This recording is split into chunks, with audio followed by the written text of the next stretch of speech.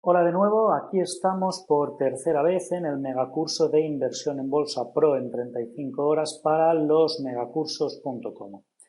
Ahora que seguramente todos habéis abierto una cuenta con un broker y habéis descargado vuestro programa de trading, vamos a empezar a ver las primeras premisas para la práctica del análisis técnico que nos permitirá decidir qué acciones debemos comprar o vender y qué momento es el más oportuno. Bueno, el análisis técnico se basa en pensar que dentro del precio está recogida toda la información de la empresa y, por lo tanto, hay que atender preferentemente a los cambios en las cotizaciones y que las cotizaciones futuras de las acciones se pueden predecir estudiando sus cotizaciones pasadas. Como hemos visto, pues contamos con una excelente plataforma que nos ofrece los datos históricos que vamos a necesitar. Con ella podemos dibujar los gráficos con las cotizaciones, osciladores, etc. En la clase anterior ya nombramos otras alternativas a Visual Chart e incluso a páginas web donde esto se puede hacer de forma gratuita. Mi preferida, ya os dije, www.investing.com. Vamos a abrir nuestro primer gráfico, aquí arriba a la izquierda de la pantalla. Como podemos ver, lo tenemos todo agrupado por mercados. Si sabemos a qué mercado pertenece, podemos ir a buscarlo o, en caso de que no sepamos el nombre de la empresa que estamos buscando, directamente podemos escribirla y nos hará llegar a nuestro objetivo. En este caso, pues vamos a probar con la empresa Apple, que es conocida por todos. ¿Vale? Lo localizamos aquí y le damos a abrir gráfico. Esperamos a que se cargue y aquí lo tenemos, el histórico de datos de la compañía Apple. Bien, un gráfico puede ser de muchas maneras según lo que es la línea temporal que deseamos ver y según la información que queremos que nos muestre. Para empezar, nos centramos en el tiempo. Un gráfico puede ser intradiario. La mayoría de sistemas actuales de gráficos comercializados, cuando hablamos de intradía, van desde 1 minuto hasta 240 minutos. Los gráficos de minutos también son conocidos como de tiempo real, pues hay determinados tipos de activos, no solo en bolsa, para los que es indispensable disponer de este tipo de gráficos, tales como los de bonos, las materias primas, el oro, el petróleo, las divisas, etc. Dado que suelen ser activos frecuentemente apalancados, es preciso hacerles un seguimiento al minuto. Cada una de las barras, velas o líneas que nos dibuje en cualquiera de estos minutajes contendrá la misma información que en un horizonte diario, semanal o mensual. Por supuesto, son gráficos que se utilizan casi en exclusiva para operaciones de muy corto plazo, operaciones de intradía, bien con fines operativos, bien para tratar de detectar situaciones que en un diario, por ejemplo, pueden pasar inadvertidas. Eso sí, algo a tener en cuenta en este tipo de gráficos es la aplicación de los filtros de los que hablábamos en el primer capítulo. Las reglas por las cuales empezaba a quedar constatada la ruptura de un soporte, de resistencia, de una línea de tendencia o de cualquier figura chartista son de imposible aplicación aquí. De la misma forma, las dilataciones respecto a niveles relevantes son mucho más frecuentes, por lo que también son más numerosas las señales falsas de entrada o de salida que se producen.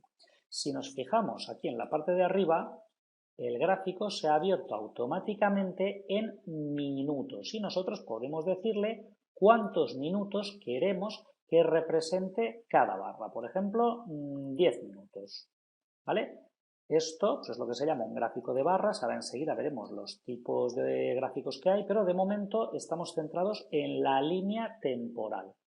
A continuación vienen los gráficos diarios. Los gráficos diarios son los más comúnmente utilizados tanto a efectos de seguimiento de tendencia como en el terreno puramente operativo.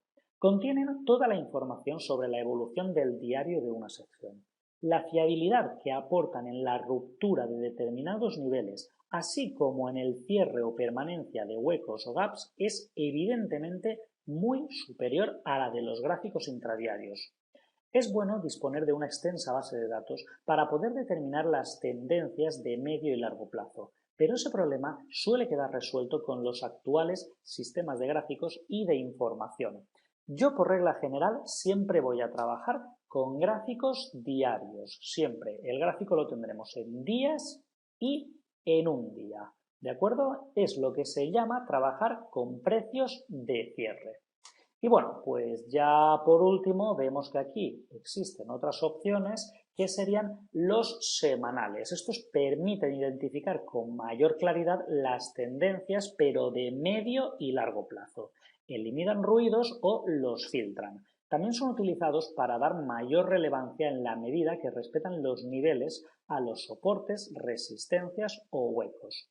En los de barras y velas, la apertura representa el primer cruce del lunes y el cierre, el último cruce del viernes. Asimismo, sus máximos y mínimos se corresponden con los del conjunto de la semana. Y aunque de menor utilización, también podemos acudir a los mensuales, que se rigen por los mismos patrones que los semanales.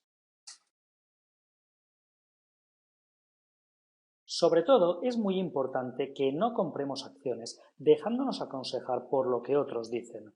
Esto que vemos aquí pues es una cita de Warren Buffett, que probablemente haya sido pues, el mejor inversor de todos los tiempos. A mí pues, me hace mucha gracia. Dice que este personaje imaginario que está ahí fuera, el señor Mercado, es una especie de psicópata borracho. Algunas veces se vuelve entusiasta y otros termina por convertirse en un depresivo. Y cuando se vuelve entusiasta, usted le vende. Y si se vuelve depresivo, usted le compra. Es decir, un borracho, un psicópata borracho, va de lado a lado de la calzada y podemos predecir dónde acaba la calzada y dónde empieza. Pero los círculos que este hombre embriagado va a dar alrededor de la calzada son prácticamente imposibles de predecir. Así pues, tenemos que aprender por ello a interpretar las señales que nos ofrece el gráfico. Y sobre todo debemos estar impregnados de una paciencia infinita para esperar el momento oportuno.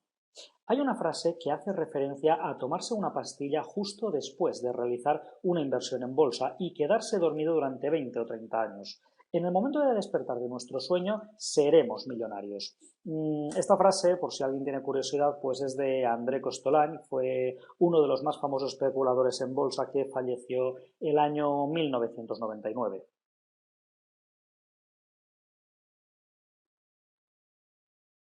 Bien, y vamos a hablar ya sobre los tipos de gráficos que tenemos según su información, según los datos que nos aportan. Este que tenemos delante es el que se llama gráfico de barras. A ver, vamos a acercarlo un poquito. Bien. Vale, un gráfico de barras nos proporciona bastante información. Cada una de las barras contiene el punto máximo superior, que es el máximo alcanzado por el activo durante ese día o durante ese minuto, durante esa semana, lo que sea que estemos estudiando. Yo a partir de ahora ya he dicho, me voy a centrar en días, gráficos intradiarios, y el mínimo inferior, que es el mínimo que alcanzó la cotización. Si, por ejemplo, aquí arriba, ¿vale? Aquí podemos ver toda la información del punto del gráfico por el que yo me muevo. Entonces, si nos acercamos aquí, ¿vale? Esta barra de aquí corresponde a ver, doble clic y así hacemos que aparezca la barra que nos da la información un poco más completa, corresponde al día 9 del 7 del 2015. Durante este día, la barra alcanzó una cotización mínima de 119,22 dólares y una cotización máxima de 124,06 dólares, ¿vale? Esto es lo que nos indican los puntos máximo y mínimo. Por otra parte, estas barritas de aquí al lado nos indican la apertura y el cierre. Es decir, vamos a ver, la barra de la izquierda es el precio de apertura. Aquí, en este punto, abrió el valor ese día. Luego estuvo bajando y subiendo, lo máximo que subió fue aquí arriba y lo mínimo o lo máximo que bajó fue aquí. Y finalmente la sesión se cerró aquí, en la barra de la derecha. La de la derecha siempre nos señala el cierre. Entonces, la acción fue de más a menos. Sin embargo, este gráfico no es de los más utilizados, no es el que utilizaremos durante el curso. Luego, después de este, tenemos, el cambio de gráfico se hace aquí, ¿Veis? Barras, que es donde estábamos. El siguiente, en cuanto a orden de importancia, sería el lineal. El gráfico lineal, por regla general, es de los que menos información contiene en referencia a lo que son movimientos.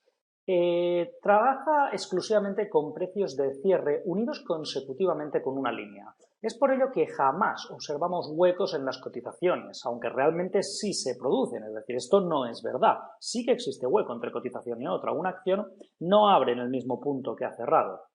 Entonces, por otra parte, sí que es mucho mejor que el anterior, es el gráfico que mejor detecta lo que son las tendencias, ¿vale? Este gráfico nos filtra todos los ruidos, nos filtra los máximos y los mínimos y nos da siempre tangentes sobre las que trazar las líneas. Sucede lo mismo con la indicación de fuertes soportes y resistencias, aunque es, si exceptuamos el punto y figura, de los menos utilizados, igual que el de barras. Conviene recordar que se ajusta a la teoría del Dow. Y ya, finalmente, aunque tenemos muchos gráficos aquí, no terminaríamos nunca, los más utilizados son estos tres. Pero el más importante de todos y el corazón de este curso y de cualquier curso de bolsa que realicéis en su día es este, el gráfico de velas japonesas. Para los que tengáis algún conocimiento en estadística, una vela japonesa es una figura estadística conocida en el mundillo de la estadística como diagrama de la caja. Aquí, pues ese término no se suele utilizar, lo llamamos así, velas japonesas, por su origen. Entonces, vamos a ver qué información nos aporta el diagrama de velas japonesas. Tenemos lo que es el cuerpo de la vela, cogemos esta de aquí. El cuerpo de la vela nos indica si la cotización durante este periodo, en este caso un día, ha sido positiva o negativa. En este caso, la vela es negra. Eso significa que la acción abrió aquí, en este punto, y cerró aquí. Durante la sesión se fue moviendo arriba y abajo, pero finalmente el cierre fue aquí, es decir, ganaron los osos, los bajistas. Luego, lo que es fuera de la vela tenemos las mechas. A ver si acercamos un poquito más o vamos a esta otra de aquí mejor, que tiene las mechas un poco más largas, ¿vale? Las mechas. Este punto de aquí arriba, la mecha superior, nos indica el punto máximo, ¿vale? El máximo que ha conseguido alcanzar la cotización durante ese periodo. Y exactamente igual, la parte de abajo nos indica el mínimo, es decir, la acción abre aquí, se va moviendo entre máximo y mínimo y finalmente cierra aquí. Cuando la vela es clara, como es este caso, es al revés. La acción abre aquí, pero cierra aquí.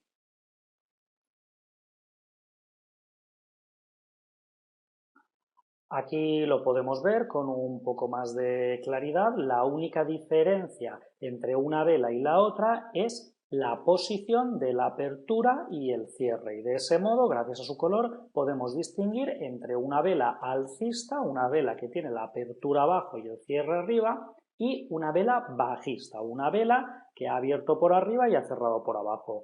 Por otra parte, el máximo y el mínimo es exactamente lo mismo, no tiene nada que ver con el cuerpo de la vela ni con el color.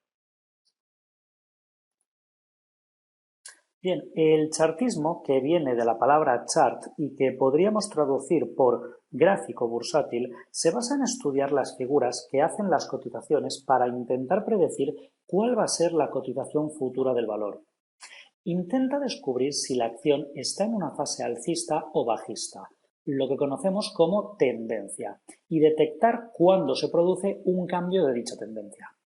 Como veis, este sistema de análisis no se preocupa de las causas que hacen que el valor tenga esa cotización y pueda tener otra futura. Se centra en las formas o figuras que se forman en los gráficos con las cotizaciones del valor. El análisis de indicadores u oscilaciones, que es, pues digamos, una subdivisión del análisis técnico, nos ayuda a decidir si hay que comprar o vender. Es decir, si ha llegado el momento de actuar. No se debe confiar, por supuesto, en un único indicador, pues para tomar esta decisión se suelen utilizar varios. No obstante, tenemos una clase más adelante dedicada únicamente al estudio de indicadores, con lo cual esto lo repetiremos más adelante. Ambos sistemas, tanto los indicadores como las cotizaciones, están dentro del conjunto del análisis técnico y son perfectamente complementarios. Gracias a esto podemos operar sin necesidad de apoyarnos en los comentarios o criterios de prensa, radio o analistas. Vale, os habréis dado cuenta que hasta ahora he mencionado muchas veces la palabra tendencia. Este concepto tenemos que tenerlo claro antes de continuar, con lo cual vamos a parar un momento aquí a ver cómo se identifica una tendencia. En primer lugar, pues vamos a mandar el gráfico todo lo hacia atrás que se nos permita. Aquí está. Veamos, si nos fijamos aquí en este tramo, un poquito más cerca, creo yo. Vale. Bien, a ver, este tramo de aquí vemos que lo que era la cotización de Apple venía bajando y aquí en este punto se dio la vuelta. Este punto de aquí, es decir, justo el punto en el cual la acción deja de bajar para empezar a subir, justo en este pico, recibe el nombre de mínimo, ¿vale? No es el mismo mínimo del cual hablamos antes, que era el punto mínimo de la cotización de un día o de un periodo, no, mínimo es el punto justo donde la acción deja de bajar para empezar a subir. Por contra, este otro punto de aquí, donde es al revés, ¿vale? Donde la acción, el precio de la acción, deja de subir para empezar a bajar, recibe el nombre de máximo. Mucho cuidado aquí, que no nos juegue la mente una mala pasada y que no nos lleve la lógica a un error, ¿vale? Un mínimo no es el punto más bajo y un máximo no es el punto más alto. Fijaos, por ejemplo, que aquí tenemos un máximo, pero aquí más adelante tenemos un mínimo y de hecho el mínimo pues está casi más arriba que el máximo. ¿De acuerdo? Entonces, se trata de los puntos en los que la cotización cambia. Si cambiamos un momento a gráfico de líneas, pues podemos ver lo que os decía antes, que las líneas dejan bastante más claros los puntos de cambio de tendencia. Sin embargo, nosotros seguimos trabajando con gráficos de velas por lo que os he dicho antes. Este gráfico trae mucha más información y además es importante tener en cuenta el punto más alto o el punto más bajo, es decir, el nivel en el cual la acción se dio la vuelta, tanto si es un precio de cierre como si no. Entonces, hasta ahí está claro. Ahora, vamos a ver, acercamos un poco más y aquí podemos identificar un mínimo junto con otro mínimo, pero teniendo en cuenta que el segundo mínimo está un poquito más alto que el anterior. Esto se llama secuencia de mínimos ascendentes. ¿De acuerdo? Entonces, lo que hacemos es, cogemos estos mínimos y los unimos con una línea. Mejor, en vez de utilizar este, vamos a utilizar este porque está un poquito más abajo. Y lo que pretendo plasmar quedará aquí un poquito más claro. Cogemos el primer mínimo ascendente y otro de ellos y los unimos mediante una línea. ¿De acuerdo? Con esto normalmente ya suele estar claro. Yo, como soy un poco más meticuloso, me gusta cuadrarme las cosas. Es decir, si me fijo aquí, el inspector, vamos a ponerlo aquí arriba para que no moleste, el inspector me dice que el mínimo de este día fue de 95,41 y el de este otro día fue de 105,2. Así pues, si yo selecciono la línea, aquí tengo una pestaña que se llama propiedades o también se puede hacer desde aquí con clic derecho, configurar objeto y se me abre lo mismo. Entonces tenemos 95,51 el primer precio que hemos quedado que era, no es correcto, 95,41. Hay que bajarlo un poquito. Ya os digo que esto es más manía que otra cosa, tampoco es que sea obligatorio. Y el segundo, que era, vemos la M minúscula de mínimo 105,2. Bien, pues lo mismo, lo redondeamos. 105,2. Vale, salimos de aquí y ahora ya sí la línea está cuadradita. Si clicamos aquí arriba, es decir, podíamos haberla alargado nosotros manualmente, pero el programa nos da la opción de prolongarla él solito. Y vemos que la línea se va para arriba. Tiramos un poquito más para atrás y de este modo, juntando una serie de mínimos ascendentes, un mínimo, otro mínimo un poquito más alto, pues tenemos identificada lo que llamaríamos tendencia alcista. ¿De acuerdo? Las tendencias alcistas siempre se marcan mediante mínimos ascendentes, no mediante máximos ascendentes. No sería correcto señalizarla aquí, ¿vale? La tendencia, cuando es alcista, hay que señalar a aquel nivel en el cual la acción parece rebotar, parece que no consigue romper. Siempre que lo toca, se vuelve hacia arriba. ¿De acuerdo? Y así es como encontramos una tendencia alcista. Por contra, vamos a buscar otro sector y aquí, perfecto. A ver si hubiese alguno un poco más pronunciado. Claro, es que Apple viene subiendo ya desde hace mucho tiempo, pero yo creo que este de aquí nos servirá. Nos movemos un poquito, vamos a tratar de centrarlo aquí. Un poquitín más cerca. Perfecto.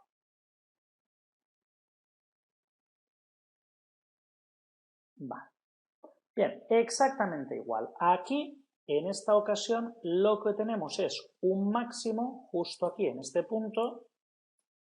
Ahí está. Un máximo, un punto en el que la acción deja de subir para empezar a bajar.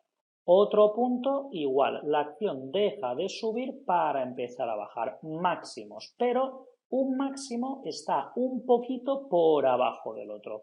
Sería una serie de máximos decrecientes o descendientes. Repetimos la operación y unimos el primer máximo con el segundo.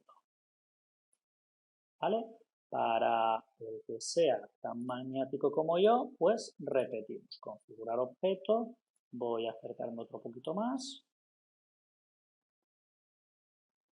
Configurar objeto. Y tenemos que aquí el punto máximo de este día, la M mayúscula, fue de 84,94. Hay que subirlo un poquito. 84,94. Y el máximo de este otro día fue de, M mayúscula, 79,28. Sí, este está perfecto. Vale, lo mismo, le pedimos que nos prolongue el dibujo y en esta ocasión tenemos identificada una tendencia bajista. La acción se va para abajo y hay un punto que no consigue romper. Cada intento de subida cada vez le cuesta más porque deja de subir un poquito antes que la vez anterior. ¿De acuerdo? Y así es como se identifican tendencias. Este tipo de análisis se basa en una serie de principios. El primero es que para que un determinado activo responda bien a criterios de análisis técnico es imprescindible que sea un activo líquido, es decir, que haya un número de participantes en dicho mercado, un número lo bastante alto. Desde luego la empresa Apple esto lo cumple perfectamente.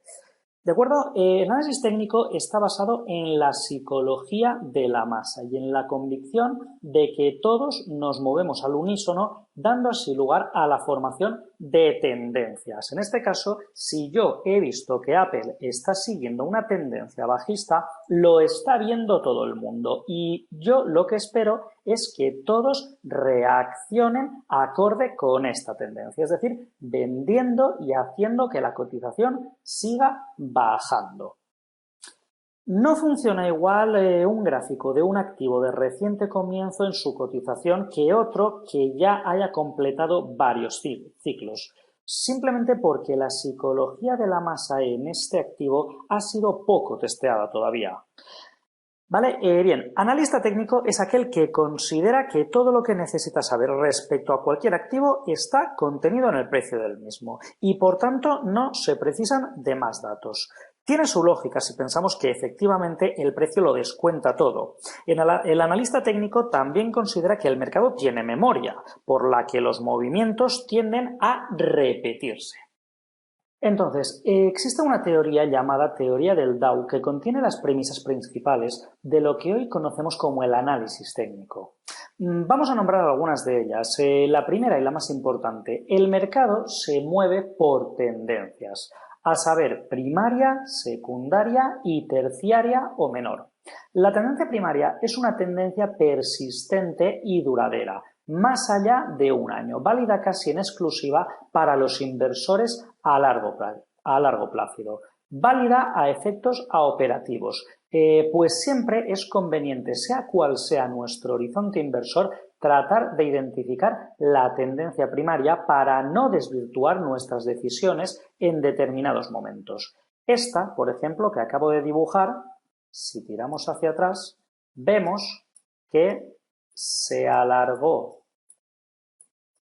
Nosotros hemos empezado aquí, pero podíamos haber empezado aquí perfectamente, aunque a mitad de camino se hubiera cortado, pero vemos que aquí estamos marcando febrero del 2013, marzo de 2013 y septiembre de 2012. Realmente, pues no llega al año. No llega al año. Vamos a tirar para atrás y... Vale, efectivamente, pues no termina de llegar al año, no sería un buen ejemplo. Sin embargo, esta otra que hemos marcado al principio, sí. Del mismo modo que la hemos alargado hacia arriba, lo podemos hacer también hacia abajo. Nos fijamos que es una tendencia alcista que empezamos a arrastrar desde este punto de aquí, que está entre 2013 a aquí está. 1 de julio de 2013 y la mantenemos hasta aquí donde parece haber un cambio de tendencia, que ya es julio de 2015, con lo cual esta sería una clara tendencia principal que parece ser acaba de romperse. ¿De acuerdo? Luego tenemos la tendencia secundaria, que es la que corrige, la que va en sentido contrario a la principal y suele durar meses. Aquí tendríamos una tendencia secundaria, ¿vale? Que va al revés de la principal, esta es bajista, en efecto dura varios meses, desde enero hasta abril. Aquí tendríamos otra, ¿vale? De octubre a enero, ¿vale? Todo esto son tendencias secundarias, ¿de acuerdo? Y ya finalmente pues tenemos las terciarias, que he dejado aquí algunas marcadas, pues que son muy pequeñas, son muy difíciles de identificar, ¿vale? Aquí, por ejemplo, tendríamos una, aquí otra, son pequeñas tendencias que duran solamente unas semanitas y que siguen a la tendencia principal, ¿vale? Y estos son los tres tipos de tendencias que se pueden identificar a lo largo de un gráfico: primaria, secundaria y terciaria. Existe una frase muy utilizada en el trading: la tendencia es tu amiga, sigue la tendencia. Esta máxima se debe de respetar al máximo, ya que de esta forma usted obtendrá claros beneficios. Abandónela cuando la tendencia muestre síntomas de agotamiento. Charles Dow, el creador de la teoría del Dow, que es la que estamos estudiando, definía la tendencia del valor en el que estemos operando como una situación en la que se van consiguiendo máximos y mínimos crecientes en el tramo alcista y máximos y mínimos decrecientes en el bajista. Ahora, esto ya lo hemos dicho, la pregunta es, ¿cómo reconocemos una auténtica tendencia? Es decir, ¿cómo nos damos cuenta de que lo que creemos haber visto realmente está ahí y no lo hemos visto porque lo estábamos buscando? Bueno, pues es muy sencillo. La diferencia estriba en la forma de representarla. En un gráfico, como ya hemos visto, se representa de una forma inclinada y para medirla, es decir, para medir la fiabilidad, tendremos en cuenta los siguientes parámetros. Primero, la fuerza de los rebotes sobre ella. Segundo, el número de rebotes de que haya sido objeto. Tercero, el tiempo que lleva vigente. Y cuarto, el ángulo de inclinación de la recta. Cuantas más notables sean estas cuatro propiedades, más seguros podemos estar de haber detectado una tendencia. Nuestro creador, Charles Dow, solía decir que se necesitan 2 puntos para trazar una tendencia y 3 para confirmarla. Hay que tener un poco de cuidado con esto porque, claro, a lo mejor si esperamos hasta el tercer punto, probablemente la tendencia ya se esté terminando, con lo cual nos hayamos perdido toda la subida. Eso ya depende del nivel de riesgo que quiera asumir cada uno. Quien quiera entrar en el segundo rebote, perfecto. Quien quiera esperar al tercer rebote ya sabe que entrará con más seguridad, pero ganará menos porque a la tendencia le quedará menos tramo. Y ya el que se la quiera jugar en el primero, pues bueno, mi más sincera enhorabuena porque eso es ser valiente y lo demás son tonterías. Desde luego, la elección depende en gran medida del tipo de inversor que usted sea.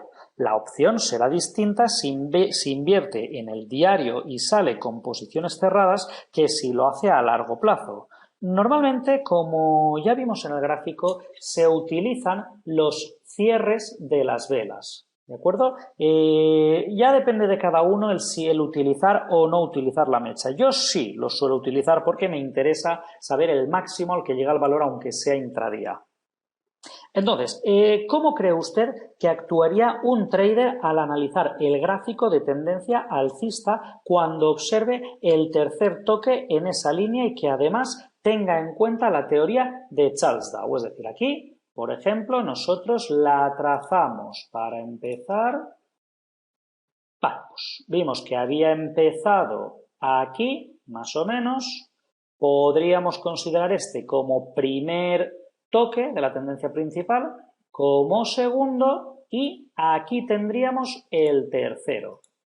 Si en este punto entramos compradores, tenemos por delante toda esta subida.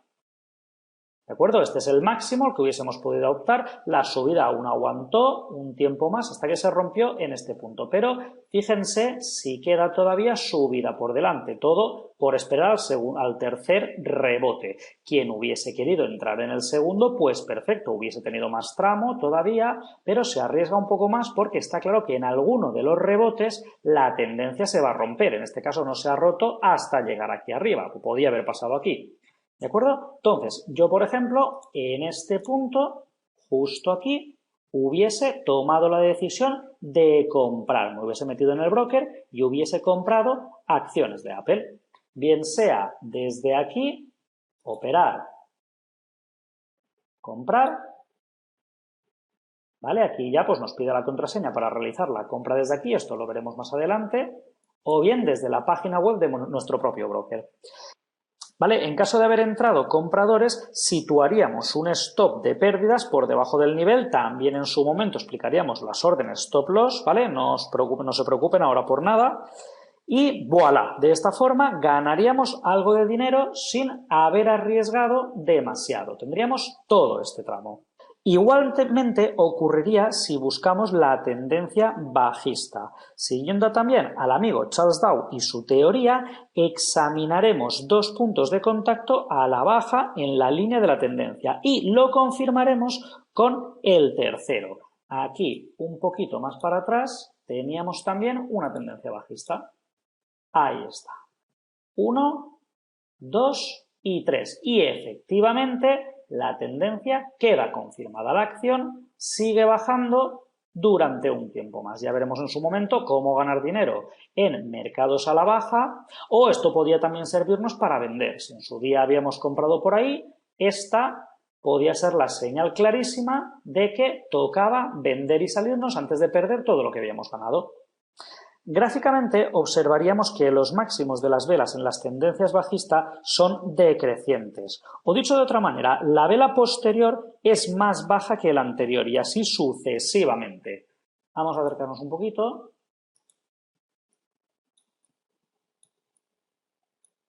Aquí está el máximo de esta vela, que es,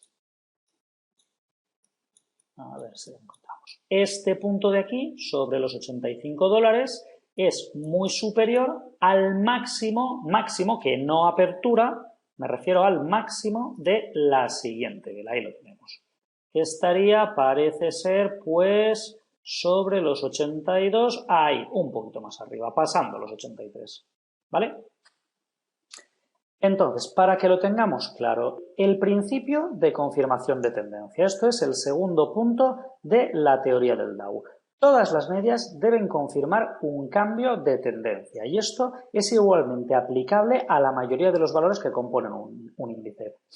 Vamos a parar aquí un momento para abrir, a ver, en primer lugar esta página que es la de Apple, para no confundir, la vamos a renombrar. La vamos a llamar pues así mismo. Apple.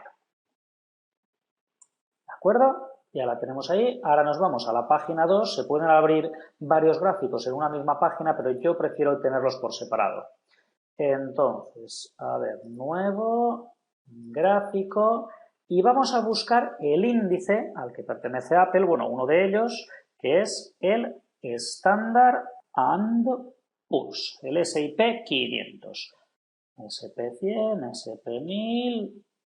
Vamos a ayudarle un poquito más en la búsqueda. Ahí está, S&P 500. Abrimos el gráfico y nos lo configuramos pues como la vez anterior. Recordamos, trabajamos con días y trabajamos con velas. ¿Vale? Y este es el índice, la evolución del índice Standard & Poor's. S&P 500. Vale, lo que iba diciendo, bueno, vamos a ver, no se entiende una subida del IBEX 35 o del S&P 500 o del Hang Seng de Hong Kong que no esté apoyada por avances de sus principales valores.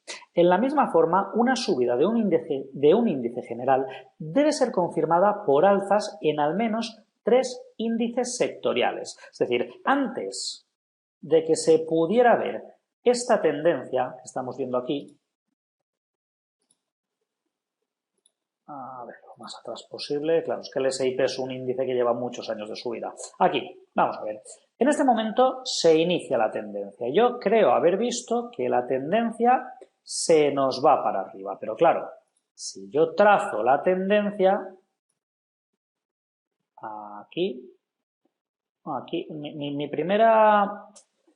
Vamos a ver, mi primera impresión hubiera sido trazarla aquí, pero obviamente me hubiese equivocado porque la barra hubiese quedado por encima. Entonces, casi mejor, estaremos más acertados si la trazamos aquí, en este punto. Bien, la prolongamos. Ahí está. Vale, entonces, la cuestión es, yo me encuentro aquí, en estas fechas. ¿En qué momento me doy cuenta yo de que la tendencia bajista que llevábamos hasta el momento ha terminado para dejar hueco a la tendencia alcista y no se trata de una simple corrección que va a subir hasta aquí y luego va a seguir bajando como pasó aquí, por ejemplo?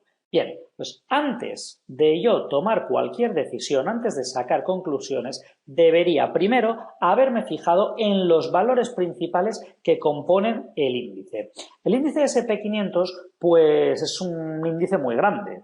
Son 500 empresas en total. Si, por ejemplo, operamos con uno más pequeño, como pueda ser el IBEX 35, el IBEX 35 tiene 35 empresas, pero realmente ese índice es movido por 5 de ellas, que son los dos grandes bancos, la compañía más grande en telecomunicaciones, que es Telefónica, la petrolera Repsol y la energética Iberdrola. Si yo observo subidas en 3 o 4 de esas acciones, está claro que todo el índice va a ir para arriba. Pues lo mismo pasa con el S&P. Tengo que fijarme en las empresas más grandes para empezar y después fijarme en la cotización de los sectores, de los índices sectoriales. Por ejemplo, puedo pedirle al programa que me saque un índice pues con la banca, con la cotización de todos los bancos. Otra, con las empresas de telecomunicaciones.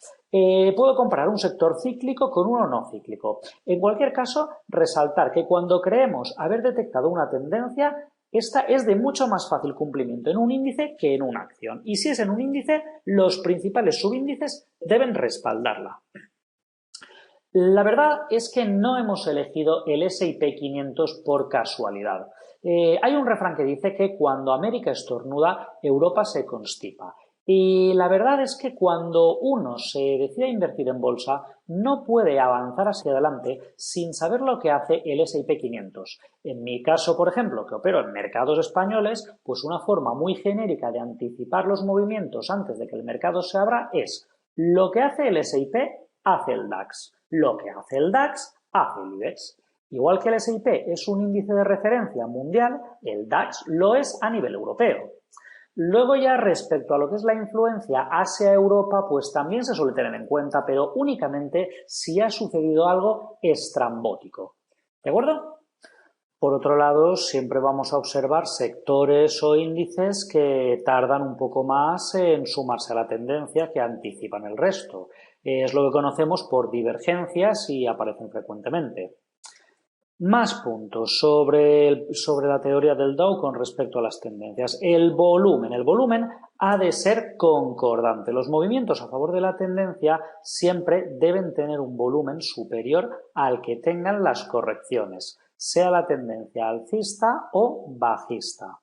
Aun cuando algunos consideramos que los volúmenes han decrecido considerablemente en los últimos años, el principio expuesto sigue siendo totalmente válido. Aquí, por ejemplo, pues si nos acercamos, es la tendencia principal, pues es alcista y vemos que las velas blancas pues son bastante más grandes que las velas negras. Es decir, cuando hay subida, la hay con fuerza. Si hay algún día en el que parece que los bajistas hagan fuerza, lo hacen con menos fuerza de la que han hecho los alcistas el día anterior. Una tendencia se mantiene vigente hasta que se demuestre lo contrario.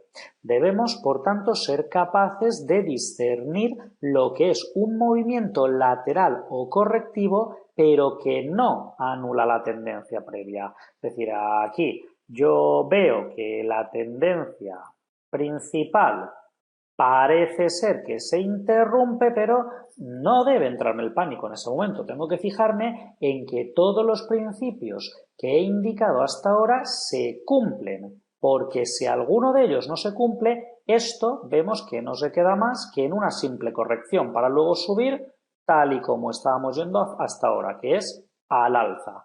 Entonces, el ansia y los nervios pues puede llevarme a vender mis acciones aquí en un momento de desespero y luego perderme todo el resto de la subida, que como vemos aún se alarga bastante. Vale, para que nos quede un poquito más claro, lo que son las tendencias se distribuyen en varias fases, empezando por las tendencias alcistas. En primer lugar, tenemos la fase de acumulación. La fase de acumulación es aquella en la que las manos fuertes del mercado o los mejor informados comienzan a acumular posiciones compradoras, momento que pasa inadvertido aún para los pequeños inversores que somos nosotros. Entonces, en ese momento detectamos que poco a poco se van iniciando las subidas, hasta que llega cierto punto en el que la cosa ya no es lateral y ligeramente inclinada, sino que ya es con total claridad. Esto ya es la segunda fase, que es la fase de tendencia.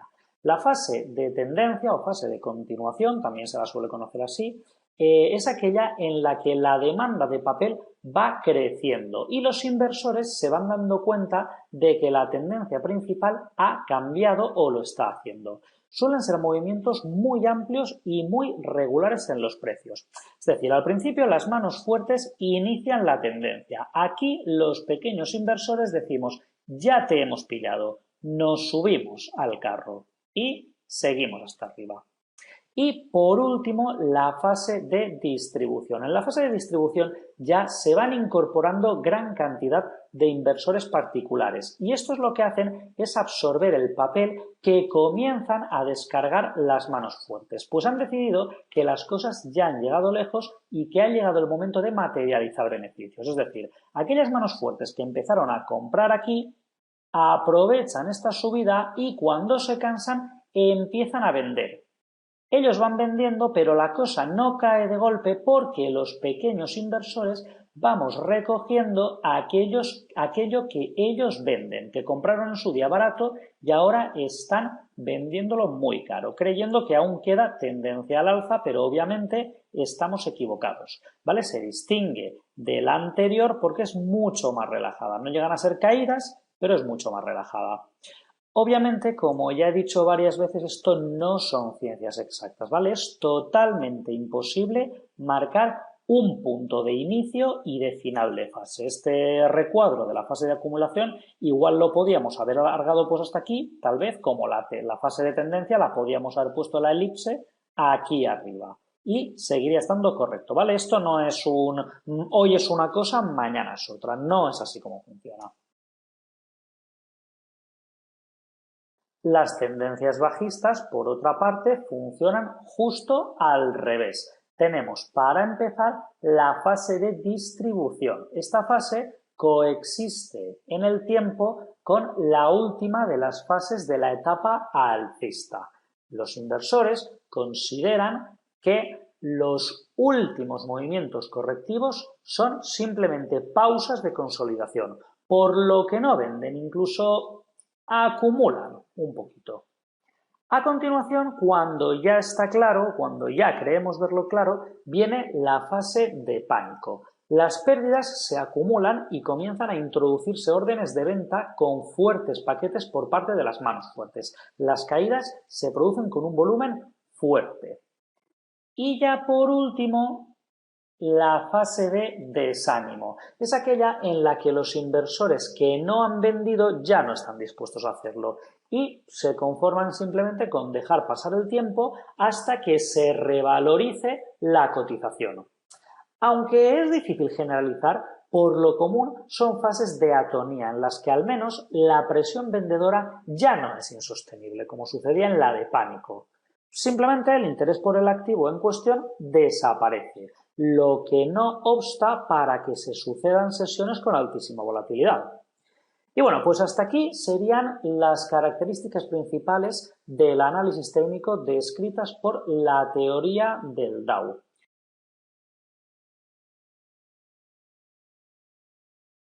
Las críticas más comunes a la teoría del Dow serían las siguientes. La teoría del Dow no es infalible, algo totalmente lógico, ¿eh? No conocemos el método perfecto. Esto no tiene una técnica que sea 100% eficaz. 2. Avisa demasiado tarde. Cuando venimos a darnos cuenta de estas cosas que hemos ido explicando, probablemente ya hemos perdido gran parte de los beneficios que podíamos haber conseguido. 3. No ayuda a operar en tendencias intermedias o secundarias. ¿Vale? Es decir, o detectas la principal y entras en el momento adecuado, o ya poco puedes hacer. Y por último, se genera exclusivamente con precios de cierre. La mayoría de herramientas de análisis técnico son por naturaleza seguidores de tendencia y por lo tanto cuando el mercado sigue una tendencia, ya sea bajista o alcista, funcionarán. Pero si el mercado sigue una tendencia lateral, nos podemos encontrar con que los sistemas y herramientas no solo no nos proporcionan la información esperada, sino que además nos inducen a errores. Es posible encontrar una serie de picos y crestas que se desarrollan siguiendo una línea horizontal, En este caso, se dice que el mercado se encuentra en una tendencia lateral o sin tendencia. La principal función de este tipo de líneas es avisar cuando se produce una ruptura de las mismas. Una línea de tendencia que ha sido probada 7 veces tiene mayor valor que una que solo lo haya sido 3. Por otra parte, el que una línea de tendencia se prolongue durante 7 meses es mucho más significativa que otra que ha durado apenas unas semanas. Cuanto más significativa sea una línea de tendencia y más seguridad inspire, más importante será el aviso de su penetración. Esta del S&P, por ejemplo, a ver, aquí está. Esta todavía no ha llegado. Parece que quiere darse la vuelta, pero mientras no supere este mínimo de aquí, yo la verdad aún estaría tranquilo. En cambio, si nos fijamos en la de Apple, esto ya es otro cantar. En una tendencia que lleva vigente sus alzas desde julio de 2013, esta ruptura es importantísima. O sea, el hecho de romper esta línea es una señal clara de que las cosas van a empezar a ir mal a partir de ahora. ¿De acuerdo? Porque se rompe con constancia y contundencia, con mucha fuerza. Las líneas de tendencia normalmente se pueden trazar solamente con los cierres diarios, pero es aconsejable utilizar toda gama de precios del día, los gráficos de barras, el máximo, el mínimo, el cierre para trazarla. En la práctica, solo la experiencia nos irá diciendo cuándo es conveniente trazar una línea eliminando los mínimos para buscar precios de cierre y cuándo no. Algunos analistas consideran que el mejor gráfico para determinar las tendencias y por dónde pasan las directrices es el de líneas, y este solo tiene en cuenta los precios de cierre. Es curioso comprobar que en ocasiones cómo se ajustan los movimientos eliminando algunas de las mechas. Como se ha comentado, las penetraciones de las líneas de tendencia son las indicaciones que contienen mayor importancia a su uso. La consideración de cuándo puede ser válida o no la penetración de una línea de tendencia es algo muy subjetivo, muchísimo, y cada analista acaba aplicando sus propios criterios, basados principalmente en la experiencia.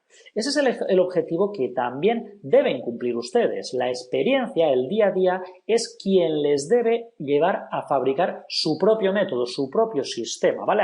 Ya insisto, no me canso de repetirlo, aquí no hay ningún sistema infalible, simplemente damos a conocer herramientas que a largo plazo demuestran su fiabilidad, ¿vale? Los filtros de una tendencia puede ser el precio y el tiempo. Lo que nos decían anteriormente los manuales con respecto al filtro de precio es que una línea de tendencia quedaba rota cuando el precio caía un 3% desde la penetración o subía si hablamos de una tendencia bajista. Evidentemente, todo depende del horizonte temporal de nuestra operativa, porque para un operador intradiario, para una persona que compra y vende en el mismo día, un 3% supone una auténtica debacle y, sin embargo, es más que posible que la tendencia previa, ya sea primaria o secundaria, no se vea alterada por esta variación. Fijaos en Apple. Una bajada del 3% son apenas 2 de estas velas. ¿De acuerdo? Esto lo podemos ver con mucha facilidad. Tenemos una herramienta, por ejemplo, vamos a acercarnos un poquito más. Me han gustado estas velas negras de aquí. Un poco más. De aquí a aquí. Aquí tenemos una herramienta que es una regla. Si marcamos desde aquí hasta aquí, ¿vale? Pues esto, únicamente 2 velas son una bajada del 4,5. Si nos centramos solamente en la primera, aquí.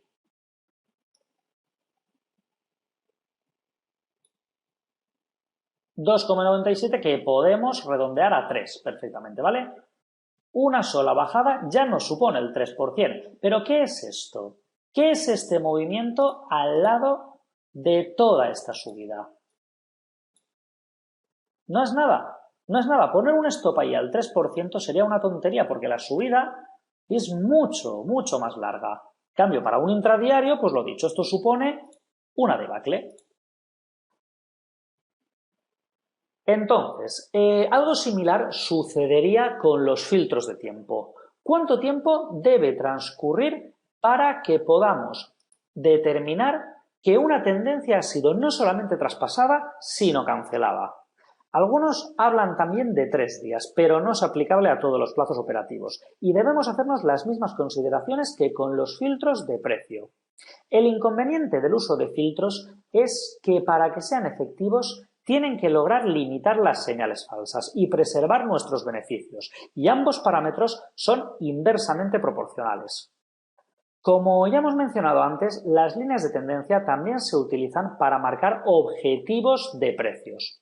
Así, por ejemplo, se puede efectuar la medición generalizando que una vez rota una línea de tendencia, los precios se moverán hasta una distancia igual a la que se movieron en el otro lado de la línea, ¿no? Es decir, yo puedo suponer que ahora esto va a bajar ¿hasta cuándo? Pues va a bajar lo mismo que ha subido. Es una preposición arriesgada, no arriesgada, lo iremos viendo sobre la marcha. Entonces, bueno, aunque los conceptos de soporte y resistencia los vamos a tratar a continuación, cabe destacar aquí que las líneas de tendencia, una vez traspasadas, pasan a convertirse en soportes o resistencias inclinados. Y bien, pues llegados a este punto yo creo que ya hemos cumplido con los objetivos para esta tercera clase.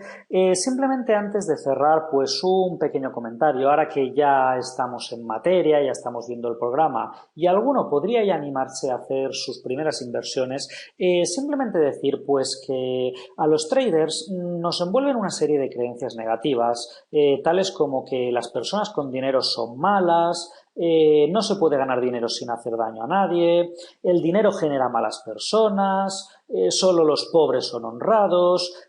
Todo esto no son más que falacias, ¿de acuerdo? Lo que se debe tener en cuenta para seguir en el curso, seguir aprovechando al máximo estas horas, es que las estrategias que veremos a partir de ahora van a requerir cierto nivel de esfuerzo y de entendimiento. Así pues, esto desemboca en que no solamente vamos a ganar dinero, sino que además nos vamos a sentir orgullosos del camino que hemos hecho para conseguirlo. Y eso es algo que va a ser solamente nuestro y que no va a depender de las órdenes de un jefe, de la decisión de un convenio laboral, ni nada por el estilo. Con lo cual, cada error que cometamos a partir de ahora, el que se anime ya a realizar sus primeras compras, debe ser utilizado únicamente para reforzar nuestra energía, para salir con más ganas de seguir aprendiendo. Cuando operamos en bolsa, sea el producto que sea, usamos uno de nuestros bienes más preciados, el dinero. Nuestra intención es hacerlo crecer, pero a veces las jugadas no nos salen bien y lo perdemos. Sentimientos del calibre de la avaricia, la soberbia, el miedo, la incertidumbre, la prepotencia, son algunos de los estados a los que nos enfrentamos cuando operamos en bolsa. También hay que decir que estos sentimientos están menos presentes cuando trabajamos con productos como las acciones, que en su momento pues ya hablaremos de la diferencia entre acciones, futuros, opciones y tal. Especialmente cuando el mercado se vuelve en nuestra contra, nos volvemos muy vulnerables.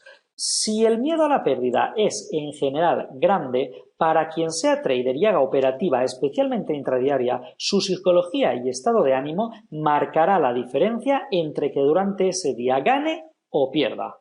Con lo cual, ¿qué es lo que tenemos que asumir? Primero, no somos perfectos y tenemos momentos buenos y malos. Segundo, no todos los días se opera en bolsa. Si no es buen momento, pues no es buen momento. Esperamos y punto.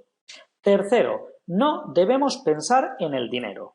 ¿Qué es lo que debemos hacer? Debemos no escuchar al demonio que llevamos dentro cuando nos haga dudar. Debemos tener una visión positiva de conjunto. Debemos llevar un cuaderno de fallos y estudiarlos. Ya saben que dicen que el hombre es el único animal que tropieza 2 veces con la misma piedra. Eso no debe pasarnos a nosotros. Y sobre todo, intentar mantenernos muy, muy tranquilos. Formarnos con cursos, libros, webs, chats u otras personas que se dediquen a lo mismo que nosotros.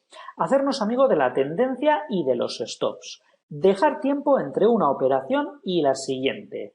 y nunca salirnos de nuestro plan de trading o sistema de operativa. Y bueno, pues eso es todo. Os veo pronto en la siguiente clase. Muchas gracias por acompañarme.